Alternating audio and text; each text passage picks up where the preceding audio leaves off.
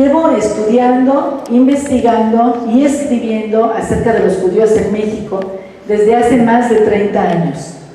En 1985 traduje al español el trabajo de Corinne Krause acerca de los judíos en México bajo el Porfiriato. Años después estudié la relación entre judíos y masonería en México y respondí la pregunta de si la masonería fue o no un medio de integración al país para los judíos en México. No les voy a decir la respuesta, tendrán que leer mis artículos.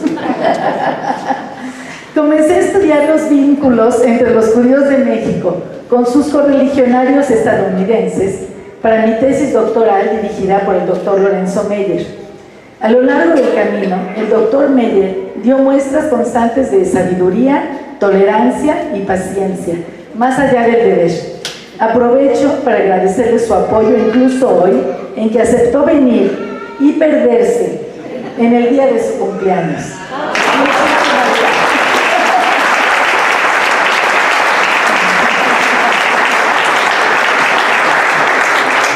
Al principio, creí que las interacciones entre las comunidades habían sido aisladas y bastante limitadas.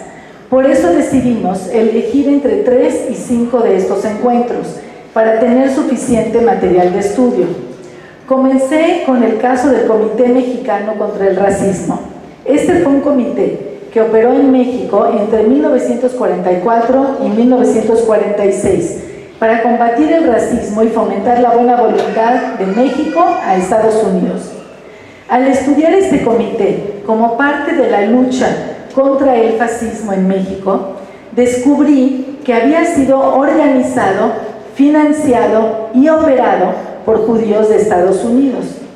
Pero eso no es lo más sorprendente, sino que todo ello fue hecho ocultándolo a la comunidad judía local. Esta fue la primera señal para mí de que las relaciones entre los judíos de Estados Unidos y de México eran complejas y no siempre habían sido de igual a igual. El segundo encuentro que decidí investigar a fondo fue el voto de México en la ONU en 1975, a favor de la definición de sionismo como una forma de racismo y el boicot turístico a México que siguió al voto. Cuando yo comencé a tratar el tema, aún había memoria del caso. Es posible que muchos de ustedes lo recuerdan también. Ello provocó una situación paradójica. Por un lado, la cuestión parecía estar concluida, fija como parte de nuestros mitos populares. Incluso expertos en historia judía me aseguraron que no había nada más que escribir al respecto, pues ya había 2 artículos académicos y el asunto simplemente no daba para más. Pero en realidad, nadie había documentado el tema para hacer una reconstrucción cabal de lo sucedido. Además, como sabría después de la investigación, parte de lo que se creía conocer era discutible. Había mucho que aprender todavía y muchos archivos que consultar. Y lo que supuestamente sería un capítulo de 5, resultó ser una mina muy rica de información relevante y novedosa que me apasionó hasta que eventualmente se convirtió en el tema único de un libro, el boicot. Me parece oportuno agradecer ahora a quienes contribuyeron tanto a que mi investigación culminara en el texto que estamos presentando. Mis llamadas amigas del libro fueron la mejor caja de resonancia y mucho más que podía yo desear. Esther Chabot, Silvia Cherén, Paloma Zulkin y Frida Schwartz, que nos abandonó antes de tiempo y a quien recordamos todas hoy. Mari Aspe, directora del Departamento de Historia en Ibero, me alentó a preparar el texto. Gracias por el impulso y por tu presencia el día de hoy. Una vez visto el libro, fue gracias a mi amigo Isaac Chertorivsky que logré publicarlo. Isaac no paró hasta que le encontró su casa perfecta, la editorial Calle Arena, donde Héctor Aguilar Camín, a quien agradezco infinitamente su presencia en esta mesa, Rafael Pérez Gay, Delia Juárez y su maravilloso equipo me acogieron y acompañaron a lo largo del proceso y produjeron un libro que en mi humilde y muy objetiva opinión es verdaderamente espléndido. El En los muchos años que pasé investigando, tuve la fortuna de viajar por el mundo conociendo archivistas y juntando documentos. Y también gracias a la tecnología moderna, obtuve fuentes cruciales sentada en mi escritorio tomando un delicioso café. Efectivamente, por diversas razones, mi trabajo avanzó más lentamente de lo que yo hubiese querido, pero dicen que no hay mal que por bien no venga. Pues gracias a ello, el Archivo Histórico de la Secretaría de Relaciones Exteriores desclasificó los expedientes mexicanos sobre el boicot, y en 2010 Wikileaks puso a mi alcance inmediato todas las comunicaciones secretas del Departamento de Estado de Estados Unidos. Afortunadamente para mí, como lo mencionó Héctor, el embajador estadounidense en México, Joseph Jova, era un hombre perceptivo que mandaba reportes inteligentes y extensos a sus superiores. Revisé miles de sus mensajes, pero nunca me aburrí, gracias a la talentosa pluma del embajador. Y hablando de embajadores y diplomáticos competentes, aprovecho ahora para darle la bienvenida al excelentísimo embajador de Israel en México, señor Jonathan Pellet,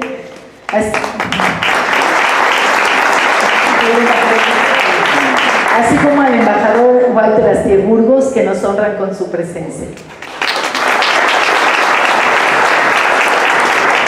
En mis pesquisas encontré que cuando el bloque árabe soviético presentó su moción ante Naciones Unidas, México estuvo expuesto a diversas presiones que trataron de influir en su voto en uno y en otro sentido, por individuos y por gobiernos, por mexicanos y extranjeros. Las recuento en el libro. ¿Sí se me oye? A propósito de ello, quiero mencionar un elemento que compensa un poco la falta del índice temático en el libro. El libro está diseñado para leerse de corrido, pero el índice de contenido es claro y preciso, y es posible encontrar fácilmente en él el tema de su interés.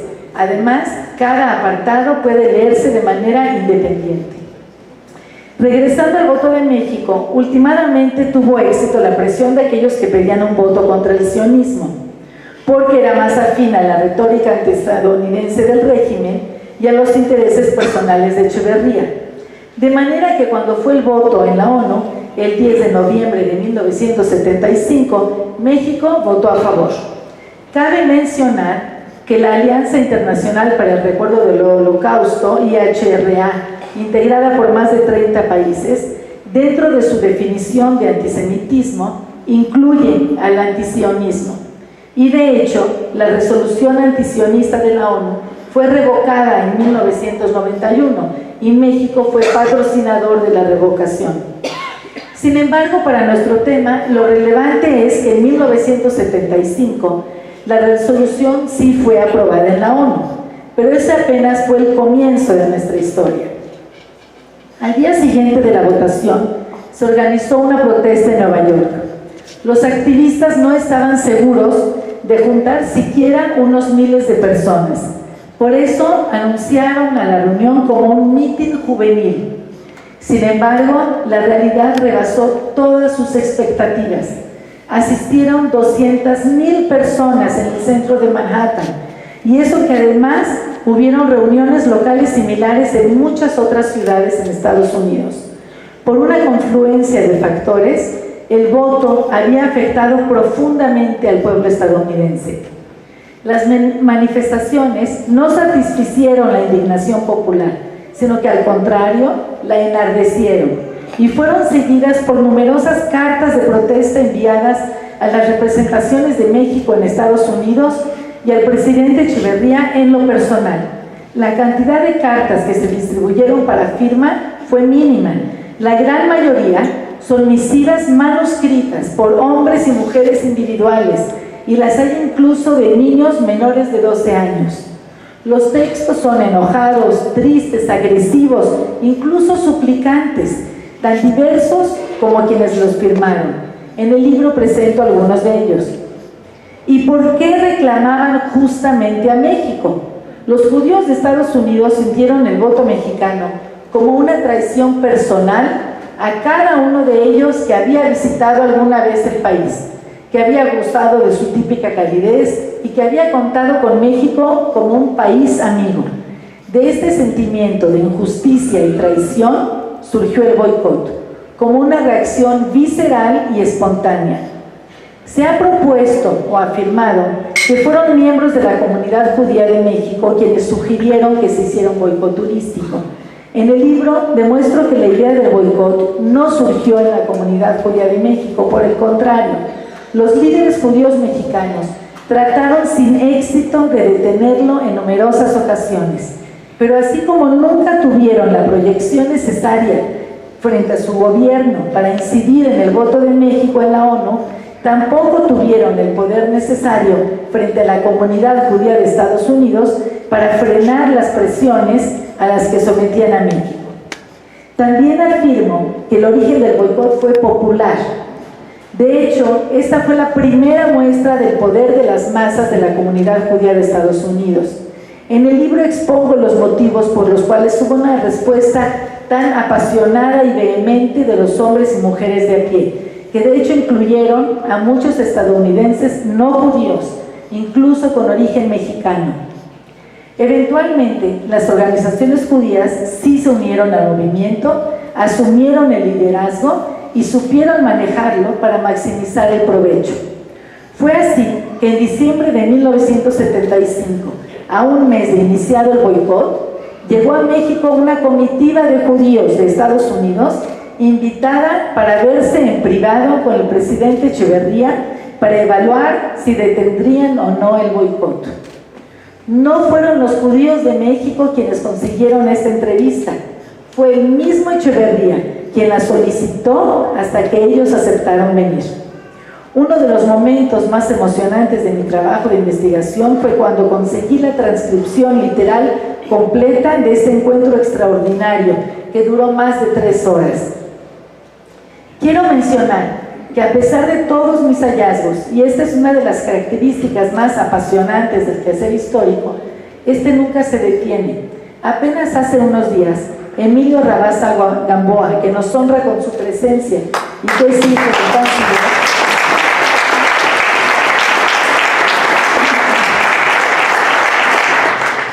hijo del canciller, Emilio Rabasa Mishkin, quien sufrió en carne propia las consecuencias de la conducta errática del presidente Echeverría, recién encontró un texto desconocido escrito por su padre sobre el tema del voto.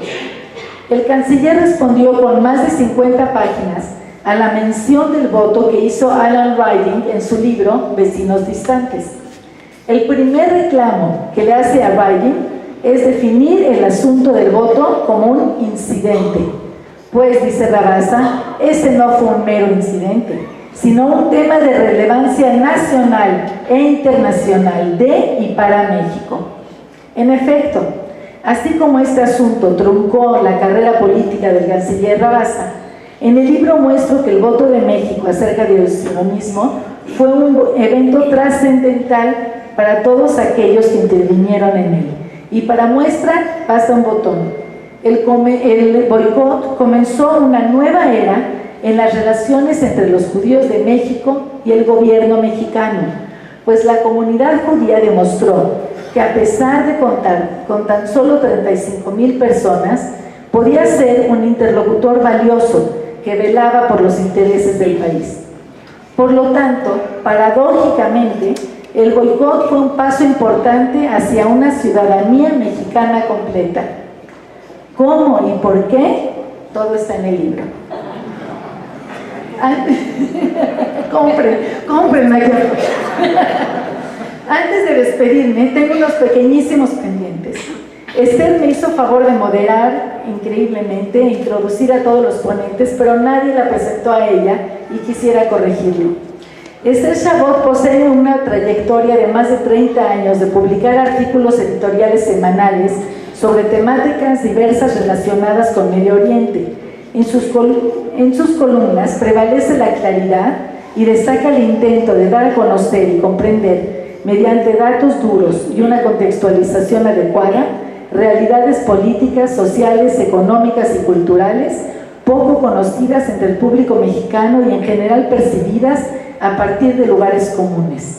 Es invitada con frecuencia a participar como analista y comentarista en medios de comunicación y en revistas especializadas. Esther, gracias por todo.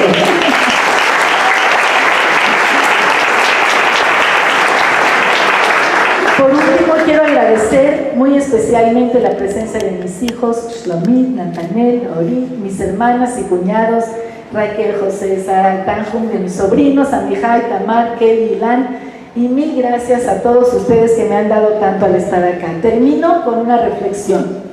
Este libro revela una página de nuestra historia que había estado dormida. Trata del poder y del abuso del mismo. Analiza la relación entre dos comunidades judías, entre ellas y vis-a-vis sus propios gobiernos. Es una historia de confianza y traición que arroja luz sobre las relaciones entre México y Estados Unidos, pero sobre todo muestra lo que un conjunto de ciudadanos puede lograr cuando se compromete con un objetivo en común. Ojalá que aprendamos. Gracias y buenas tardes.